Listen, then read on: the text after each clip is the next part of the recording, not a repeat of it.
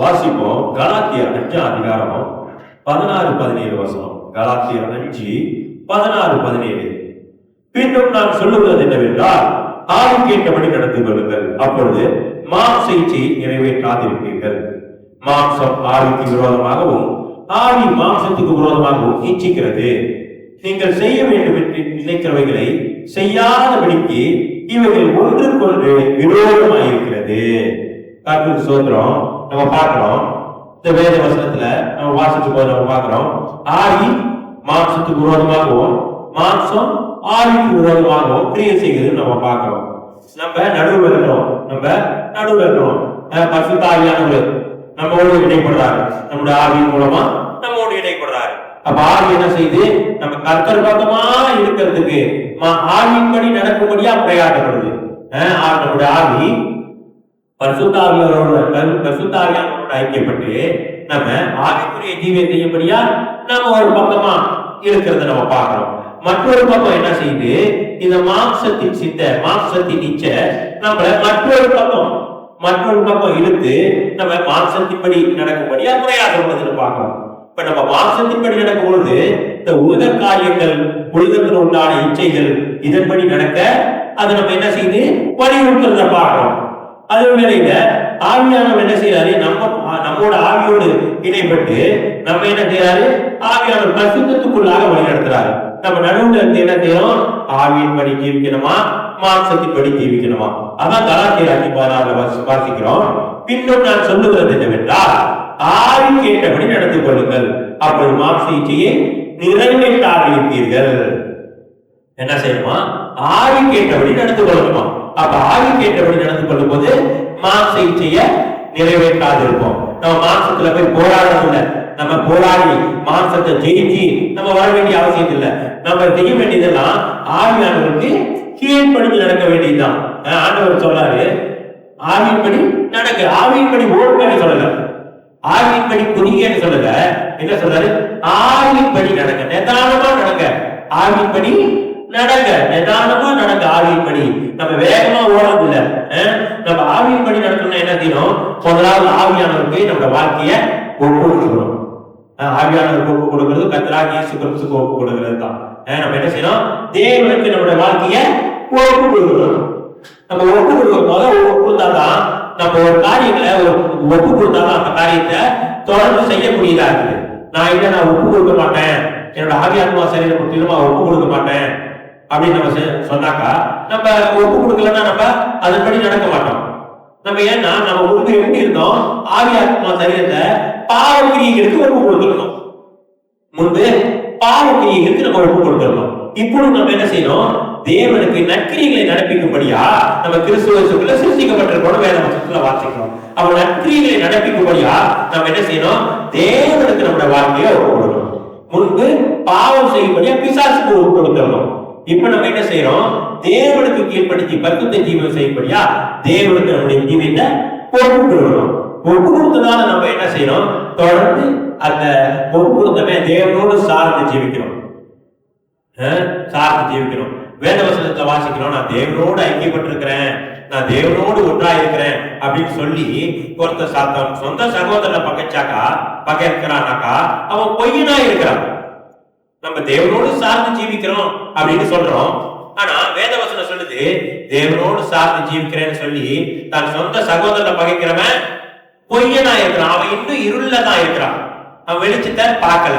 அப்ப நம்ம தேவனை சார்ந்து ஜீவிக்கணும்னா முதலாவது எல்லாரையும் நேசிக்கக்கூடியதான ஒரு நிலவரத்துல நம்ம காணப்படணும். நம்ம இந்த மார்க்கம் அன்பின் மார்க்கமா இருக்கு. இந்த மார்க்கம் கிறிஸ்துவ மார்க்கம் அன்பின் மார்க்கமா இருக்குது. பகை உண்டாக்குறது இல்ல, நம்ம அன்பின் மார்க்கமா இருக்குது. நம்ம என்ன செய்யணும், தேவனை சார்ந்து ஜீவிக்கிறோம்னா நம்ம எல்லாரோடு முதலாவது ஐக்கியமா இருக்கணும். எல்லாரோட நேரா பேசுவதற்கு நமக்கு தைரியம் இருக்கணும். ஒருத்தவங்களை பார்த்துட்டு அவங்கள வெறுக்கிற தான நிலவரத்துல நம்ம காணப்படக்கூடாது. தேவனை நம்ம சார்ந்து ஜீவிக்கிறோம்னா மனுஷங்களோட ஐக்கியமா இருக்கணும். ஐக்கியனா என்ன, அவங்களோட பேசக்கூடியதான் நிலவரத்துல ஐக்கியனா மனுஷங்களோட ஐக்கியப்பட்டு அவங்க செய்யற மாதிரி செஞ்சுக்கிட்டு அவங்க போறதான போக்குல மாம்சத்தின்படி அவங்க ஜீவிக்கிறாங்களா, அதன்படி ஜீவிக்கிறது இல்லை. அவங்களுக்கும் நமக்கு ஒரு வரவு இருக்கு. அவங்க நம்ம பார்த்து பேசும்போது நம்ம அவரோடு மறுபடியும் இன்னொரு வார்த்தை பேசுறதுக்கு அந்த மூஞ்சிக்கு மூஞ்சி என்ன இருக்கணும், சமாதானம். அதே போல தேவனை சார்ந்து நாம் ஜீவிக்கக்கூடியவர்களா இருக்கிறோம். நம்ம இன்னும் பார்க்கிறோம், நம்ம தேவனுக்கு ஒப்பு கொடுத்திருக்கிறோம். நம்ம தேவனுக்கு ஒப்பு கொடுத்திருக்கும் போது தேவன் என்ன செய்வார்? நம்மோடு பேசுவார். ஆவியானவர் நம்மோடு பேசக்கூடியவரா இருக்கிறார். அப்ப ஆவியானவர் நம்மோடு பேசும்போது நம்ம என்ன செய்யணும்? அந்த ஆவியானவரோட சத்தத்தை கேட்கக்கூடியவர்களா இருக்கணும். நம்ம வேத வசனத்துல வாசிக்கிறோம், ஆண்டவர் இயேசு என்ன சொல்றாரு? என் நாடு என் சத்தத்தை கேட்கும். அந்நிய சத்தம் அதுக்கு தெரியாது. அதனால அது என்ன செய்யும்? என்னுடைய சத்தத்தை அது கேட்கும். என் ஆடு என் சத்தத்தை கேட்கும் அப்படின்னு இயேசு சொல்லி இருக்கிறார். அதே போல நம் தேவனுக்கு பரிசுத்த ஜீவியம் செய்ய முடியாத நம்ம வாழ்க்கைய தேவனுக்கு ஒப்பு கொடுத்திருக்கிறோம். அப்ப தேவனுக்கு ஒப்பு கொடுத்திருக்கும் போது அப்ப தேவன் என்ன செய்வாரு? நமக்கு காரியங்களை விளக்கி சொல்லுவாரு. இப்படியா ஜீவிக்கணும், இப்படியா நடக்கணும், இப்படியா காரியங்களை செய்யணும், இப்படியா பிரயாசப்படணும் அப்படின்னு ஆண்டவர் சொல்லணும். ஆண்டவர் என்ன செய்வாரு? நம்மோடு பேசுவார், நம்மோடு பேசக்கூடியவரா இருக்கிறார். தேவன் வித்தியாசமான காரியத்தை எதையும் பேச மாட்டாரு. நம்ம வாசிக்கிற வேத வசனத்துல வேத வசனம் ஆவியின் பட்டயமா இருக்குது. ஆவியின் பட்டயம். ஆவியானவர் பேசும்போது இந்த வேத வசனத்தை எடுத்து தான் பேசுவார். அப்ப இயேசு சொல்றாரு, ஆவியானவரே நான் போற மேல போய் பிதா கிட்ட போய் பரிசுத்த ஆவியானவரை நான் கொண்டு வந்து உங்ககிட்ட கொடுக்கிறேன். அவரு தானாய் பேச மாட்டாரு, என்னுடையவைகள் இருந்து எடுத்து உங்ககிட்ட பேசுவாரு அப்படின்னு சொல்றாரு. அப்ப கிறிஸ்துவனுடையவைகள் என்னது? இந்த வேத வசனம், இந்த வார்த்தை தான் கிறிஸ்து. அப்ப இயேசுவை குறித்து தான் அவரு பேசுவார். அப்ப அதனாலதான் ஆவியானவரோட பட்டயம் எது அப்படின்னு கேட்ட, பரிசுத்த ஆவியானவரோட பட்டயம் எதுன்னா இயேசு கிறிஸ்து. ஆவியானவரோட பட்டயம் இயேசு கிறிஸ்து. இயேசு கிறிஸ்துனா என்ன? வேத வசனம். இயேசு கிறிஸ்து வார்த்தையா இருக்கிறார். அப்ப ஆவியானவர் என்ன செய்யறாரு? அந்த வார்த்தையை கொடுக்கிறாரு. அந்த வார்த்தை என்ன செய்யணும்? நம்ம கேட்கக்கூடியவர்களா இருக்கணும்.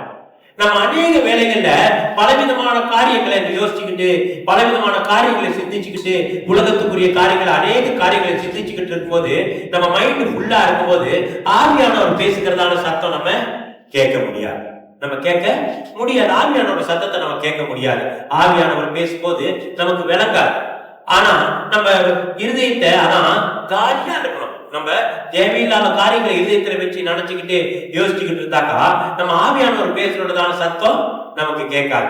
நம்ம இருதயத்தை என்ன செய்யணும்? எம்டியா மோசமாக்கணும். இருதயத்தை தேவையில்லாத சிந்தையை சிந்திச்சுக்கிட்டு இருக்க கூடாது.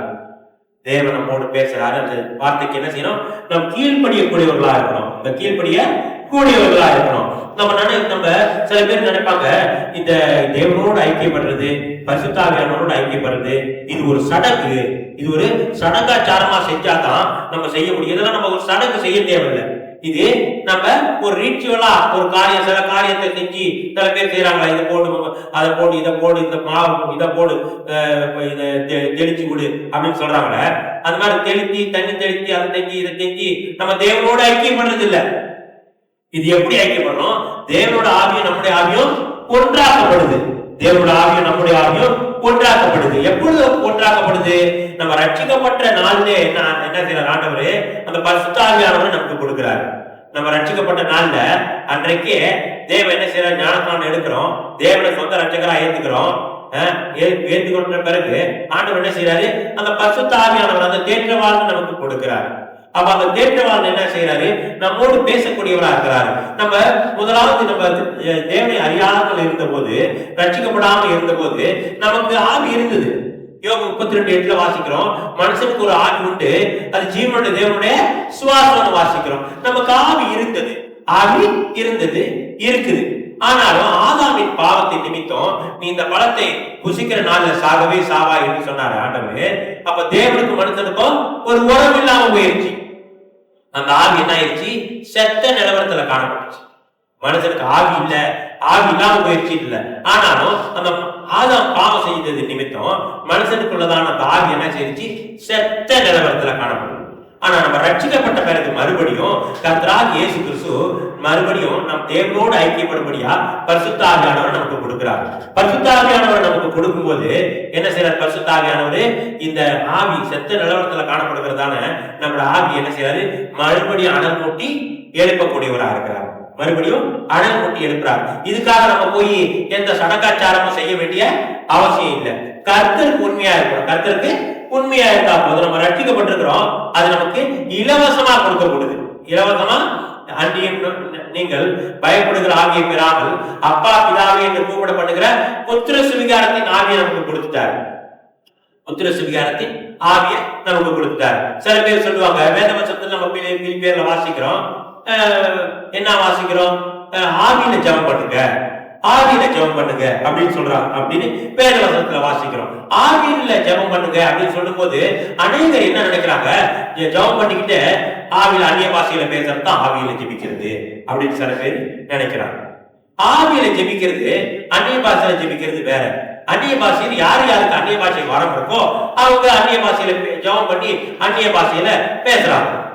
சில பேருக்கு வரம் இருக்கும், சில பேருக்கு வரம் இருக்காது. எல்லாருக்கும் அந்நிய அப்போஸ்தலர் பவுல் தெளிவா சொல்றாரு, எல்லாரும் அந்நிய பாஷை பேசுகிறார்களா, எல்லாரும் குணமாக்கிற வரம் உடையவர்களா, எல்லாரும் ஞானத்தின் அறிவுடையவர்களா அப்படின்னு அப்போஸ்தலர் பவுல் சொல்றதை நம்ம பார்க்கிறோம். எல்லாருக்கும் அந்நிய பாஷை வரவில்லை. அப்ப நம்ம ஜெபிக்கும் பொழுது அந்நிய பாஷை வர இல்லாதவங்க என்ன பண்ணுவாங்க, அப்ப ஆவியில ஜெபிக்கிறது அப்படின்னு நம்ம சொல்லும் போது வேதவசனம் ஆவியில ஜெபிக்கும்படியா வலியுறுத்துறது என்ன தாண்டவர் குறிக்கிறாரு, நம்ம ரட்சிக்கப்பட்டிருக்கோம், ஆவியானவர் நமக்குள்ள இருக்கிறாரு, ஆவியானவர் பேசுறாரு. ஜெபிக்க வேண்டிய காரியம் ஒரு வேளை நமக்கு தெரியாம இருக்கலாம், அந்த ஆவியானவர் என்ன செய்யறாரு, வாக்கு கடங்கா பெருமூச்சியோட நமக்கு ஜெபிக்கும்படியா உதவி செய்யறாரு. ஜெபிக்க வேண்டிய வார்த்தைகளை வேலைக்கு சொல்றாரு. என்ன காரியத்துக்காக ஜெபிக்க வேணும், நம்ம மாம்சத்துல அநேக காரியங்களுக்காக நம்ம ஜெபிக்கலாம், அநேக காரியங்களை மாம்சத்துல ஜெபிக்கலாம், சொந்த ஆலோசனையின்படி நம்ம ஜெபிக்கலாம். ஆனா அது பயன்படாது. அந்த ஜெபம் பயன் கொடுக்கக்கூடியதா இருக்கணும். அப்படின்னாக்கா என்ன நம்ம முதலாவது செய்யணும், சொல்றாரோ அதை ஜெபிக்கணும். நமக்கும் ஆவியானவருக்கும் பரிசுத்த ஆவியானவருக்கும் ஒரு உறவு இருக்குது, நமக்கும் பரிசுத்த ஆவியானவருக்கும் ஒரு உறவு இருக்குது. அந்த உறவு ஆவியானவர் என்ன செய்யறாரு, நம்மோடு இடைப்படுறாரு, நம்மோடு பேசுறாரு. நம்ம ஜெபிக்க உட்காரும் போது இந்த காரியத்துக்காக ஜெபி அப்படின்னு ஆவியானவர் சொல்லும் போது அந்த காரியத்தை நம்ம உணர்ந்து அந்த சொல்றதான காரியத்தை விலகி கொண்டு ஆண்டவர் சொல்லியிருக்காரா, என்னோட ஆடு என் சத்தத்தை கேட்கும். அப்ப ஆண்டவர் நம்மோடு பேசும்போது அந்த வார்த்தையை அறிந்தவர்களாக நம்ம என்ன செய்யறோம், தேவன் சொன்னதான காரியத்துக்கு நம்ம ஜெபிக்கிறோம். அப்ப அந்த தேவன் சொன்னதான காரியத்தை நம்ம ஜெபிக்கும் போது அந்த காரியம் நிச்சயமா நடக்கும். இப்ப அநேகர் நம்ம பார்க்கிறோம், மாம்சத்தின்படி ஜெபிக்கிறாங்க, மாம்சத்துல நினைக்கிறாங்க, இந்த காரியத்துக்காக ஜெபிக்கணும், இப்படி இருக்கு இந்த நிலவரம் அப்படின்னு மாம்சத்தின்படி நினைச்சு ஜெபிக்கிறாங்க. ஜெபிச்சுட்டு அந்நிய பாஷையில பேசிக்கிறாங்க. அப்ப தேவன் சொன்னதான ஆவியில ஜெபிங்கன்னு சொல்றாரு. இது அந்நிய பாஷையில ஜெபிக்கிறது, அந்நிய பாஷை நம்ம ஜெபிக்கும் போது வரவங்க அந்நிய பாஷையில பேசி ஜெபிக்கிறாங்க, அது தவறு இல்லை. ஆனாலும் நம்ம ஜெபிக்கும் போது என்ன காரியத்துக்கு ஜெபிக்கணும், இப்ப நம்ம ஜெபிக்கிறதான ஜெபம் அநேக ஜெபங்களை பார்க்கும் போது ஆண்டவரே எனக்கு இதை கொடு ஆண்டவரே, ஆண்டவரே எனக்கு அதை கொடு ஆண்டவரே, ஆண்டவரே எனக்கு பெரிய காரியம் கொடு ஆண்டவரே, ஆண்டவரே எனக்கு பெரிய பங்களாவை கொடு ஆண்டவரே அப்படின்னு ஜெபிக்கும் போது பிசாசு என்ன செய்வான், ஜெபிக்க கை தட்டி சிரிப்பான். ஆனா பரிசுத்த ஆவியானவர் நமக்கு உணர்த்தி நம்ம ஜெபிக்கும் போது அந்த பாதாளத்தின் வாசலையே அசைக்கக்கூடியதா இருக்கு, பாதாளத்தின் வாசல அசைக்கக்கூடியதா இருக்கு. பிசாசு நேரத்துல கை தட்டி சிரிப்பான், சிரிக்க முடியாது. ஜெபம் எங்க இருந்து, அந்த ஜெபத்தோட இனிஷியேட்டர் யாரு, பரிசுத்த ஆவியானவர். அந்த ஜெபத்தோட இனிஷியேட்டர் பரிசுத்த ஆவியானவர். அவன் பரிசுத்த ஆவியானவர் ஜெபிக்கும் போது பிசாசால் நிக்க முடியுமா, நிக்க முடியாது. அப்ப நம்ம ஜெபம் பரிசுத்த ஆவியில ஜெபிக்கணும் அப்படின்னு சொல்லும் போது எப்படி ஜெபிக்கணும், பரிசுத்த ஆவியானோட உணர்த்துதல்னால என்ன காரியத்தை ஜெபிக்க சொல்றாரோ அந்த காரியத்தை நாம் ஜெபிக்கக்கூடியவர்களா இருக்கணும். இந்த பரிசுத்த ஆவி ஐக்கியம் நமக்கு எப்படி வந்தது, நம்ம ரட்சிக்கப்பட்ட அந்த நாள்ல தேவன் நமக்கு அந்த பரிசுத்த ஆவியானவரை கொடுக்கிறாரு. அந்த பரிசுத்த ஆவியானவரை நாம் பெற்று இருக்கிறோம். அந்த பரிசுத்த ஆவியானவரை ஜெபிக்க சொல்லி தராரு. இன்னும் அநேக காரியங்களை ஜெபிக்க வேண்டியதான பாயிண்ட சொல்லி தராரு. இன்னும் அநேக காரியங்கள் நம்ம எப்படி ஜீவிக்கணும் அப்படின்னு சொல்லி தராரு. அப்ப அந்த நம்ம மாம்சத்தின்படி நடந்துகிட்டு இருந்தா, மாம்சத்தின்படி ஜெபிச்சுக்கிட்டு இருந்தா, இன்னும் மாம்சத்தின்படி அநேக ஊழியங்களை செஞ்சுக்கிட்டு இருந்தா அது நமக்கு என்ன படாது, பயன்படாது. ஆவிக்குரிய ஜீவன் முன்னேறி செல்றதுக்கு அதுக்கு பயன்படாது. பயன்படணும்னா ஆவியின்படி ஜீவிக்கணும். அதுதான் நம்ம என்ன வாசிக்கிறோம், நம்ம என்ன செய்யணுமா, பின்னும் நான் சொல்லுகிறது என்னவென்றால் ஆவி கேட்டபடி நடந்து கொள்ளுங்கள், அப்பொழுது மாம்ச இச்சையை நிறைவேற்றாதிருப்பீர்கள். மாம்சம் ஆவிக்கு விரோதமாகவும் ஆவி மாம்சத்துக்கு விரோதமாகவும் இச்சிக்கிறது. நீங்கள் செய்ய வேண்டும் என்று நினைக்கிறவைகளை செய்யாதபடிக்கு இவைகள் ஒன்றொன்று விரோதமா இருக்கிறது. நம்ம என்ன செய்யணும் அப்படின்னு நினைக்கிறத செய்யாதபடிக்கு ஒன்றோடு என்ன செய்யுது, போராடிக்கிட்டே இருக்குது. நம்ம ஆவியின்படி நினைக்க ஆரம்பிக்கிறோம். நம்ம ஆவியின்படி நினைக்கும் போது தேவன் என்ன செய்யறாரு, தேவ உதவி செய்யக்கூடியவரா இருக்கிறாரு. நம்ம பாக்குறோம், நம்ம ஆவியின்படி மாம்சத்தின்படி நடக்கிறதுக்கு நமக்கு அநேக தூண்டுதல் இருக்கு, நம்ம கண்ணுல பாக்குறோம், அது நம்ம ஏற்கக்கூடியதா இருக்குது. காதுல கேட்கிறோம் சில பாடல்கள், அதை நம்ம ஏற்கக்கூடியதா இருக்குது. சில உணர்வுகள் நம்ம ஏற்கக்கூடியதா இருக்குது. இந்த காரியங்கள்லாம் மாம்சத்தின் காரியங்கள் நம்ம மேற்கொள்ளக்கூடியவங்களா இருக்குது. ஆனாலும் நம்ம என்ன செய்யக்கூடாது, அந்த மேற்கொள்ளக்கூடியவனான காரியங்களோடு போய் போராடக்கூடாது. இதுல போய் என்ன செய்யக்கூடாது, போராடக்கூடாது. நம்ம போய் போராடிட்டு, நீ என்ன பார்த்து குறைக்கிறியா, நான் உன்னை பார்த்து குறைப்பேன். என்கிட்ட நீ இப்படி பேசிட்டியா, நான் இப்படி பேசுவேன். நீ என்கிட்ட கெட்ட வார்த்தை பேசிட்டியா, நானும் பேசுவேன்னு சொல்லி மாம்சத்தோடு போராடிக்கிட்டு இருக்க கூடாது. இப்ப பாருங்க, ஒரு குருவி, ஒரு பறவை இருக்குது. அந்த பறவைய கீழே தள்ளுபடியா என்ன முயற்சி பண்ணிக்கிட்டு இருக்குது, கிராவிட்டி. பூமிக்கு ஒரு இழுப்பு சக்தி இருக்குது. பூமிக்கு ஒரு இழுப்பு சக்தி இருக்குது. அந்த இழுப்பு சக்தி என்ன செய்யுது, அந்த பறவை பறந்து மேல போகாதபடிக்கு இழுத்துக்கிட்டே இருக்குது. ஆனால் அந்த பறவை என்ன செய்யல, அந்த இழுப்பு சக்தி இருக்குது, அந்த கிராவிட்டி அதோடு போய் போராடி நான் ஜெயிக்க போறேன்னு சொல்லி போராடல. அது என்ன செய்யுது, அதுகிட்ட கொடுக்கப்பட்டதான 2 டெட்டைகளை அடுக்கி அது பறக்க ஆரம்பிக்குது. அது என்ன செய்யுது, பறக்குது. அது இந்த இயற்கையோட அந்த இயற்கை ஃபார்முலா லா இருக்குத, அந்த கிராவிட்டி லா அதோடு போராடுது. அது என்ன செய்யுது, அதுக்கு பறவை சிறகு கொடுக்கப்பட்டிருக்குது. அந்த சிறகு அடிச்சு அது என்ன செய்யுது, பறந்து மேல போகுது. அதே போல நம்ம மாம்சத்தின்படி நடக்கும்படியா மாம்சத்துல போராடக்கூடாது. நமக்கு பரிசுத்த ஆவி இருக்குது. பரிசுத்த ஆவியில தொடர்ந்து அந்த எப்படி அந்த பறவை செட்டை அடிச்சு மேல அந்த கிராவிட்டியோட போராடி சண்டை போடாம எப்படி செட்டை அடிச்சு மேல பறக்குதோ, நம்ம அதே போல ஆவியில நடக்கதான் ஆரம்பிக்கணும். மாம்சத்தின்படி மாம்சத்துல போராட நினைக்க கூடாது. ஆவியில தொடர்ந்து ஆவியின்படி நடக்கணும். தொடர்ந்து ஆவியின்படி நடக்கணும்னா என்ன செய்யணும், ஆவியானோட சத்தத்தை கேட்க ஆரம்பிக்கணும். ஆவியான நம்ம வாழ்க்கையை ஒப்பு கொடுக்கணும். அநேக கிறிஸ்தவங்களா இருக்கிறாங்க, ஆனா ரொம்ப பேரு அவங்களோட வாழ்க்கைய முழுமையா கர்த்தருக்கு ஒப்பு கொடுக்கல. முழுமையா கர்த்தருக்கு ஒப்பு கொடுக்காத பட்சத்துல தேவன் எப்படி அவங்களோட கிரியை செய்ய முடியும்? அவங்களோட இருந்து கிரியை செய்ய முடியாது. அவங்க முதலாவது தேவனுக்கு அவங்களோட வாழ்க்கையை ஒப்பு கொடுக்கணும். தேவனுக்கு சார்ந்து ஜீவிக்கணும். கர்த்தரோட சத்தத்தை கேட்கணும். அப்புறம் என்ன செய்யணும், அந்த சத்தத்துக்கு கேட்டு கீழ்ப்படிஞ்சு நடக்கணும். இப்படிலாம் நம்ம கீழ்ப்படிஞ்சு நடக்கும் போது என்ன நடக்குது, நம்ம ஆவியின்படி தான் நடக்கிறோம். நம்ம மாம்சத்தோட சத்தத்தை கேட்டுக்கிட்டு அவங்க என்ன சொல்றாங்க, இவங்க என்ன செய்யறாங்க, அவங்க என்ன திருப்பி பார்த்தாங்களா, அவங்க என்ன திருப்பி பார்க்கலையா, அவங்க எங்க வீட்டு பக்கமா வந்தாங்களே, ஏன் என் வீட்டுக்கு போல, ஏன் அப்படியே வந்து ஏன் வெட்டிட்டு வளைச்சுக்கிட்டு அப்படியே போயிட்டாங்க, ஏன் என் வீட்டுக்கு வரல, இதெல்லாம் நம்ம யோசிச்சுக்கிட்டு இருக்கக்கூடாது. நம்ம ஏன் அங்க இப்படிதானே செஞ்சிருப்பாங்க, ஆனா இப்படிதானே இருந்திருக்கும், இப்படிதானே காணப்பட்டிருக்கும், இப்படிதானே நடந்திருக்கும், அப்படிதானே போயிருப்பாங்க அப்படின்னு போய் மாம்சத்துல சிந்திச்சுக்கிட்டு இருக்க கூடாது. தேவன் நம்மோடு பேசிக்கிட்டு இருக்கிறாரு.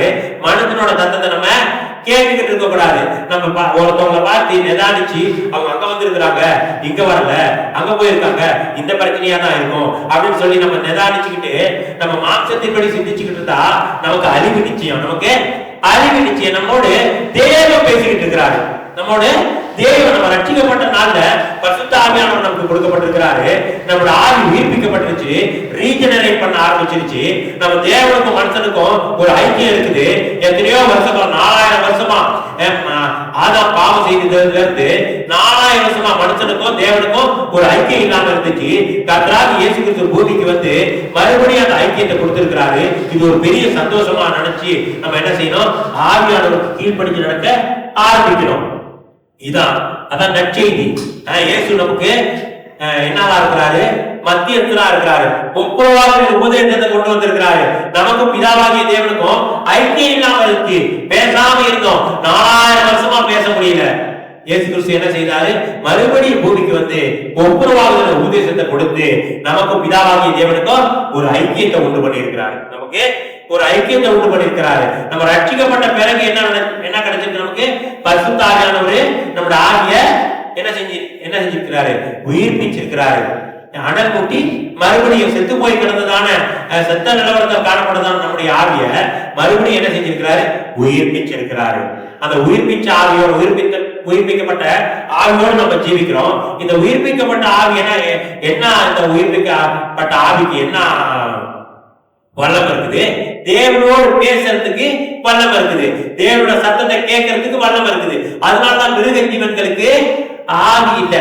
மனுஷனுக்கு தான் தேவன் ஆவியை கொடுத்திருக்கிறாரு, மிருக ஜீவன்களுக்கு தேவன் ஆவியை கொடுக்கிறார். ஆவியை கொடுத்திருக்கிறார், மனுஷங்களுக்கு தான் ஆவியை கொடுத்திருக்கிறாரு. எதுக்காக கொடுத்திருக்கிறாரு? தேவனோடு ஐக்கியப்படும்படியா. இந்த ஐக்கியம் கிட்டத்தட்ட 4000 வருஷமா துண்டிக்கப்பட்டிருந்துச்சு. ஆதாமுக்கு அந்த ஐக்கியம் இருந்துச்சு. என்னைக்கு ஆதாம் பாவம் செஞ்சானோ அந்த தேவனுக்கு மனுஷனுக்கு உள்ளதான ஐக்கியத்தை இழந்து போயிட்டான். ஆனா தேவன் கர்த்தராகிய இயேசு கிறிஸ்து மிகுந்த அன்பினால நம் மேல வைத்த நேசத்தினால மறுபடியும் நம்மை ஜெயிப்பித்தார். மறுபடியும் நம்மை உயிர்ப்பித்து நம்ம என்ன செய்யறார்? மறுபடியும் தேவனோடு ஐக்கியப்படுத்தி இருக்கிறார். இப்ப நம்ம விசுவாசிக்கிறோம், தேவனோடு பேச எனக்கு அதிகாரம் இருக்குது. அப்பா பிதாவே என்று கூப்பிடப்படுகிற புத்திர சுவிகாரத்தின் ஆவியை கொடுத்திருக்கிறாரு. அப்பா பிதாவே என்று நாம் கூப்பிடலாம். அந்த சலுகையை நமக்கு தேவன் கொடுத்திருக்கிறார் பார்க்கிறோம். நம்ம வாசிக்கிறோம் எபேசியர் 5:8. எபேசியர் 5:8. முற்காலத்தில் நீங்கள் அந்தகாரமாக இருந்தீர்கள். நம்ம ரட்சிக்கப்படாதப்ப எப்படி இருந்தோம்? அந்தகாரமாக இருந்த முற்காலத்தில் நீங்கள் அந்தகாரமாக இருந்தீர்கள். அப்பொழுது கர்த்தருக்குள் வெளிச்சமாய், இப்பொழுது கர்த்தருக்குள் வெளிச்சமாய் இருக்கிறீர்கள். வெளிச்சத்தின் பிள்ளைகளாய் நடந்து கொள்ளுங்கள். அந்த காலத்துல எப்படி இருந்தோமா? ரட்சிக்கப்படாததுக்கு முந்தி முற்காலத்தில் நீங்கள் அந்தகாரமாய் இருந்தீர்கள். எப்படி இருந்தோம்? இருளின் பிள்ளைகளாய் இருந்தோம், அந்தகாரமாய் இருந்தோம். இப்பொழுதோ கர்த்தருக்குள் வெளிச்சமாய் இருக்கிறீர்கள். வெளிச்சத்தின் பிள்ளைகளாய் நடந்து கொள்ளுங்கள். இப்ப வெளிச்சத்தின் பிள்ளைகளா இருக்கோம். எப்படி வெளிச்சத்தின் பிள்ளைகளாயிட்டோம்? தேவன் அந்த பரிசுத்த ஆவியானவரை நமக்கு கொடுத்திருக்கிறாரு. அந்த பரிசுத்த ஆவியானவரே நமக்குள்ள இருந்து கிரியை செய்யக்கூடியவராக இருக்கிறாரு. அவர் ஜீவிக்க வேண்டியதான வாழ்க்கைய நமக்குள்ள இருந்து காரியங்களை செய்ய வல்லவராக இருக்கிறார்னு பார்க்கிறோம். மனுஷனுக்கு அதான் என்ன இருக்குது? ஆவி, ஆத்மா, சரீரம். மனுஷனுக்கு ஆவி, ஆத்மா, சரீரம் இப்படிப்பட்டதான அந்த மூணு காரியம் இருக்கு. மனுஷனுக்கு ஆவி இருக்கு, ஆத்மா இருக்கு, சரீரம் இருக்குது. மாம்சத்தின்படி நடக்கிறவன் மாம்சத்துக்கு கீழ்படிச்சு மாம்சத்தின்படி நடக்கலாம். ஆவின்படி நடக்கணும்னு நினைக்கிறவன் என்ன செய்யலாம்? தேவனோடு நமக்கு ஐக்கியம் இருக்குது. முந்தி தேவனோட ஐக்கியம் இல்ல, உலகத்தோடு ஐக்கியம். முந்தி உலகத்தோடு ஐக்கியமா இருக்கும். இப்பொழுது உலகத்தோடு ஐக்கியமா இருக்கலாம், தேவனோடு ஐக்கியமா இருக்கலாம். தேவனோடும் ஐக்கியமா இருக்கலாம். ஆனா நம்ம உலகத்தோடு ஐக்கியமா இருந்தா மாம்சத்தின்படி ஜீவிக்கிறோம். ஆனா தேவனோடு ஐக்கியப்பட்டிருந்தா ஆவியின்படி ஜீவிக்கிறோம். இப்படிப்பட்டதான சூழ்நிலைய தேவன் நமக்கு கொடுத்திருக்கிறாரு. எப்படி கொடுத்திருக்கிறாரு? யோபு 32:8 வாசிக்கிறோம். யோபு 32:8. ஆனால் மனிதனில் ஒரு ஆவி உண்டு, சர்வ வல்லவருடைய சுவாசமே அவர்களை உணர்வுள்ளவர்களாக்கும். மனுஷனுக்கு ஒரு ஆவி இருக்க, அந்த ஆவி என்ன செய்தான்? ஆனாலும் மனுஷனுக்கு ஒரு ஆவி உண்டு.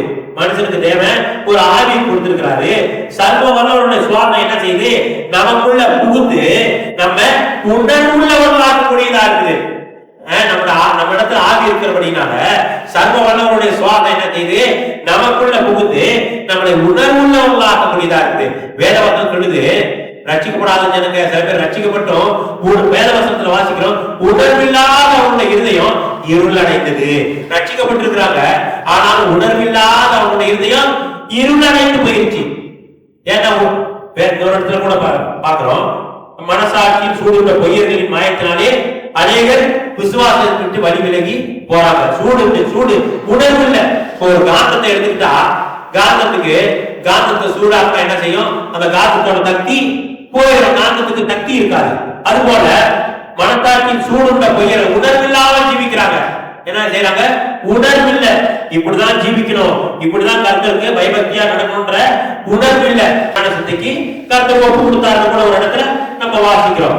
ஆனாலும் மனுஷனிடத்தில் ஒரு ஆவி உண்டு, சர்வ வல்லவருடைய சுவாசமே அவர்களை உணர்வுள்ளவர்களாகும். நமக்கு ஆவி இருக்கிறபடினால பரிசுத்த ஆவியானவர் நமக்குள்ள வரும் பொழுது நம்மளை எப்படிப்பட்டவர்களா மாத்துது? உணர்வுள்ள இதயத்தை நமக்கு கொடுக்குது. உணர்வுள்ள இதயத்தை கொடுக்கக்கூடியதா இருக்குது. அந்த உணர்வுள்ள இதயத்தோடு நம் கர்த்தருக்கு தொடர்ந்து பயன்படுத்தக்கூடியதான காரியங்கள் நம்ம செய்யும் போது கர்த்தர் என்ன செய்வாரு? நம்ம தொடர்ந்து ஆவியின்படி நடக்க உதவி செய்வாரு. நம் மாம்சத்தோடு போய் போராடிட்டு இருக்கிறது இல்ல, மாம்சத்தோடு போராடிட்டு இருக்க வேண்டிய அவசியம் இல்ல. நம்ம என்ன செய்யணும்? மாம்சத்தோடு போராடக்கூடாது. நமக்கு பரிசுத்த ஆவியானவர் கொடுக்கப்பட்டிருக்கிறாரு. பரிசுத்த ஆவியானவர் நம்மோடு பேசக்கூடியவரா இருக்கிறாரு. பரிசுத்த ஆவியானவரோட சத்தத்தை நம்ம கேட்கக்கூடியதா இருக்குது. எப்படி உணர்றோம்? நம்ம ஆவியில உணர்றோம். அந்த சத்தம் நம்ம காதுல கேட்காது. எங்க உணர்றோம்? நம்ம ஆவியில உணர்றோம். ஆவியில உணரக்கூடியதா இருக்கு. இந்த பாவம் என்ன செய்யுது? நம்மள கீழே இழுக்கக்கூடியதா இருக்கு. கீழே நம்ம ஆவிக்குரிய ஜீவித்துல முன்னேறி செய்யலாதபடிக்கு இந்த பாவம் மாம்சம் என்ன செய்யுது? நம்மை கர்த்தரிடத்துல போகாதபடிக்கு ஆவின் மேல் பரிசுத்தத்தின் மேல் பரிசுத்தம் அடைஞ்சு உயிரை பறந்து போகாதபடிக்கு இந்த மாம்சம் என்ன செய்யுது? நீ மாம்சத்தின்படியே நட, மாம்சத்தின்படியே ஜீவி, ஆவின்படி நடக்காதுன்னு சொல்லி என்ன செய்யுது? அது இழுத்துக்கிட்டு இருக்குது. நம்ம போய் அதுக்கு என்ன செய்யக்கூடாது? போராடி நன்மை போட வேண்டிய அவசியம் இல்லை. நம்ம செய்ய வேண்டியதெல்லாம் தேவன் நம்ம எனக்கு ஆவி, மனுஷனிடத்துல ஒரு ஆவி உண்டு, ஜீவனுள்ள தேவனுடைய சுவாசம் நம்ம வாசிக்கிறோம், அது விசுவாசிக்கணும். விசுவாசி என்ன செய்யணும்? அந்த ஆவியில தேவனோடு ஐக்கியப்படணும், தேவனோடு செயல்படணும், தேவனோட வார்த்தைக்கு கீழ்ப்படியணும். தேவன் என்னோடு பேசுவாரு, என் மனுஷனோட ஆலோசனை எனக்கு தேவையில்லை. தேவன் என்னோடு பேசக்கூடியவரா இருக்கிறாரு, அவரோடு நான் பேசுவேன், அவர் மகத்துவங்களை சொல்லி தருவாரு. இதான் நம்ம பார்க்கிறோம். அந்த மார்த்தாள் மரியாள் 2 பேர் இருக்காங்க. அந்த மரியாதை என்ன செய்யறா? இயேசுவோடு போய் உட்கார்ந்துக்கிட்டு இயேசுவோடு பேசிக்கிட்டு இருக்கிறா. ஏன்னா தேவன் மகத்துவங்களை சொல்லி கொடுத்துக்கிட்டு இருக்கிறா. மகத்துவமான காரியங்களை, அற்புதமான காரியங்களை, தேனிலும் இனிமையான காரியங்களை இயேசு மரியாதை கிட்ட சொல்லிக்கிட்டு இருக்கிறா. ஆனா மார்த்தாள் எப்படிப்பட்டவளா இருக்கிறா? உலகத்துல உள்ளதான அநேக காரியங்களை யோசிச்சுக்கிட்டு, அநேக பிரச்சனைகளை யோசிச்சுட்டு, அநேக காரியங்கள் மேல பாரமா இருக்கிறா. ஆனா ஆண்டவர் என்ன சொல்றாரு? மார்த்தாளே, நீ உலகத்தில் உள்ள அநேக காரியங்களை குறித்து கவலை உள்ளவளா இருக்கிற, ஆனா தேவையானது ஒன்று, அது மரியாதையை போய் எங்கிருந்து விட்டு எடுப்படாத நல்ல பங்க மரியாதை தெரிந்து கொண்டா. அப்ப தேவ மகத்துவமான காரியங்களை பேசுறாரு, அந்த காரியங்களை கேட்கறதுக்கு மரியாதைக்கு ஆசையா இருக்கு. அதே போல தேவன் நம்மோடு ஐக்கியப்பட்டிருக்கிறாரு, பரிசுத்தாவியானவர் நம்மோடு கூட இருக்கிறாரு, மகத்துவங்களை சொல்லி கொடுத்துக்கிட்டு இருக்கிறாரு. நம்ம தேவனோடு ஐக்கியப்பட்டிருந்தா தேவன் என்ன செய்வாரு? நம்ம அந்த மகத்துவமான காரியங்களை பேசிட்டு இருப்பாரு. நம்ம அந்த உலகத்துல எவ்வளவு நாளைக்கு இருக்க போறோம்? என்னையா உலகத்துல வந்தோம், இருக்கிறோம், ஒரு சுகபோகத்தை அனுபவிக்காம பரிசுத்தமா ஜீவி, ஆவியின்படி நடான்னு சொல்றீங்க. நம்ம எவ்வளவு நாள் இந்த உலகத்துல இருக்கிறோம்? இன்றைக்கு இருக்கிறவன் நாளைக்கு இல்ல, இன்றைக்கு இருக்கிறவன் நாளைக்கு இல்ல, நாளைக்கு இருக்கிறவன் நாளைக்கு இல்ல. என்ன நடக்குதுன்னு நமக்கு ஒண்ணு தெரியல. பாக்குறேன் இப்ப ஸ்ரீலங்கால வெள்ளம், எங்க பார்த்தாலும் வெள்ளம். எத்தனை பேர் இறந்து போனாங்க, எத்தனை பேரு மரிச்சு போனாங்கன்னு நமக்கு தெரியாது. இந்த உலகத்துல இருக்கிறோம். கர்த்தர் இந்த உலகத்துல நமக்கு கொஞ்ச நாளை கொடுத்திருக்கிறாரு. இந்த கொஞ்ச நாள்ல கர்த்தருக்கு உண்மையா பரிசுத்தமா ஆவியின்படி நடத்தா இதோ நமக்கு நித்திய ஜீவன் இருக்கு. ஆனா அந்த உலகத்துல நான் சுகபோகமா ஜீவிக்க போறேன், இன்னும் கொஞ்ச நாள், எவ்வளவு நாள் ஜீவிக்க போறோம், நாளைக்கு என்ன நடக்கும் நமக்கு தெரியாது. நாளைக்கு என்ன நடக்கும் நமக்கு தெரியாது. ஆனா நம்முடைய வாழ்க்கையை கர்த்தருக்கு ஒப்பு கொடுத்து ஜீவிச்சா கர்த்தர் என்ன செய்வாரு? அந்த வாழ்க்கையை ஒரு சந்தோஷமான வாழ்க்கையா மாற்றுவாரு, நித்திய ஜீவன் கொடுப்பாரு. ஆண்டவரே நித்திய ஜீவனை கொடுக்கிற நமக்கு வாக்களித்திருக்கிறாரு, நித்திய ஜீவனை கொடுப்பேன் வாக்களித்திருக்கிறாரு. நம்ம கர்த்தருக்கு ஒப்பு கொடுத்து ஜீவிச்சா கர்த்தர் என்ன செய்வாரு? தொடர்ந்து நம்ம நடத்தக்கூடியவரா இருக்காரு. நம்ம பார்க்கிறோம், நீங்கள் செய்ய வேண்டும் என்று நினைக்கிறவைகளை செய்யாதபடிக்கு இவைகள் என்ன செய்யுது? ஒன்றுக்கொன்று விரோதமா இருக்குது. நம்ம செய்யாதபடிக்கு என்ன செய்யுது? இந்த மாம்சம் நம்ம பரிசுத்தமா ஜீவிக்கணும்னு நினைக்கிறோம், தேவனுக்கு கீழ்ப்படிஞ்சு நடக்கணும்னு நினைக்கிறோம். ஆனால் இந்த மாம்சம் என்ன செய்யுது? நம்ம மாம்சத்தோடு போராடக்கூடாது. நம்ம என்ன செய்யணும்? நம்ம கர்த்தருக்கு ஒப்பு கொடுக்கணும். நம்ம வாழ்க்கைய கர்த்தருக்கு ஒப்பு கொடுத்தா போதும். நம்ம போய் சண்டை, எந்த மாம்சத்தோடு, எந்த பிரச்சனையோடு, எந்த ஆவியோடு, எந்த பாவத்தோடு போய் யுத்தம் பண்ண வேணாம். நம்ம போய் எங்கேயும் யுத்தம் பண்ண. ஆண்டவர் சொல்லுங்க, யுத்தம் என்னுடையது, யுத்தம் என்னுடைய, ஜெயம் உன்னுடையதுன்னு கர்த்தர் சொல்லியிருக்கிறார். அப்ப நம்ம எங்கேயும் போய் யுத்தம் பண்ண வேணாம், மாம்சத்தோடு போய் சண்டை போட வேணாம், பாவத்தோடு போய் சண்டைலாம் போட வேணாம். நம்மளோட வாழ்க்கைய கர்த்தருக்கு ஒப்பு கொடுக்க வேண்டியதான். கர்த்தருக்கு ஒப்பு கொடுக்கும். கர்த்தர் என்ன செய்வாரு? அந்த வாழ்க்கை, அந்த கசப்பான வாழ்க்கைய, இருட்டான வாழ்க்கைய வெளிச்சமான வாழ்க்கையா கர்த்தரு மாற்றக்கூடியவரா இருக்கிறாரு. அதான் ஆவியில நடக்கணும். ஆவியில நடந்தா என்ன நடக்கும்? வாசிக்கிற பின்னும் நான் சொல்லுகிறது என்னவென்றால், ஆவிக்கு ஏற்றபடி நடந்து கொள்ளுங்கள், அப்பொழுது மாம்சத்தையே நிறைவேற்றாதிருப்பீர்கள். நம்முடைய நோக்கம் என்னவா இருக்கணும்? சில பேர் நமக்கு அதை செய்யக்கூடாது, இது செய்யக்கூடாது, அதை செய்யக்கூடாதுன்னு அதெல்லாம் ஒரு பக்கம் வச்சுட்டு ஆவியானவருக்கு எப்படி கீழ்ப்படிஞ்சு நடக்கணும், ஆவியானவருக்கு எப்படி கீழ்ப்படிஞ்சு நடக்கணும் அது அப்படின்னு போத இவருக்கு பார்த்து அதன்படி நடக்கணும். நம்ம போய் அதை செய்ய போறேன், இதை செய்ய போறேன், அதை செய்ய போறேன், இப்படி நடக்க போறேன் இல்ல. இன்னும் நான் சொல்லுவது என்னவென்றால், ஆவிக்கு ஏற்றபடி நடந்து கொள்ளுங்கள். ஆவியானவருக்கு கீழ்ப்படிஞ்சு நடந்தா போதும், அவர் எல்லா காரியத்தையும் சொல்லி தருவார். என்ன எப்படி ஜீவிக்கணும், எப்படி நடக்கணும்னு ஆவியானவர் நமக்கு சொல்லி தருவார். நம்ம செய்ய வேண்டியது ஆவியானவருக்கு கீழ்ப்படிஞ்சு நடக்க வேண்டியதுதான். நம்ம ஆவியானவர் கீழ்ப்படிஞ்சு நடந்தா ஜெய ஜீவியை செய்யறதுக்கு, தேவனோட ஒரு பாத்திரமா காணப்படுறதுக்கு, அற்புதங்களை செய்யறதுக்கு, அடையாளம் செய்யறதுக்கு கர்த்தர் கிருபை செய்வார். கர்த்தர் கிருபை செய்வார். நம்ம செய்ய வேண்டியதுதான் ஆவியின்படி நடக்கணும். ஆவியின்படி நடக்கக்கூடியவர்களா இருக்கணும். கர்த்தரை மட்டும் நம்மோடு பேசியிருக்கிறாரு. நமக்கு ஆவியின்படி நடப்போம். மாம்ச இச்சையை அப்பொழுதுதான் நிறைவேற்றாமல் இருப்போம். அந்த வார்த்தைக்கு கீழ்ப்படி தொடர்ந்து கர்த்தர் வழி நடப்போம். கர்த்தர் பெரிய ஆசீர்வாதத்தை நமக்கு வச்சிருக்கிறார். கர்த்தருக்கு ஸ்தோத்திரம்.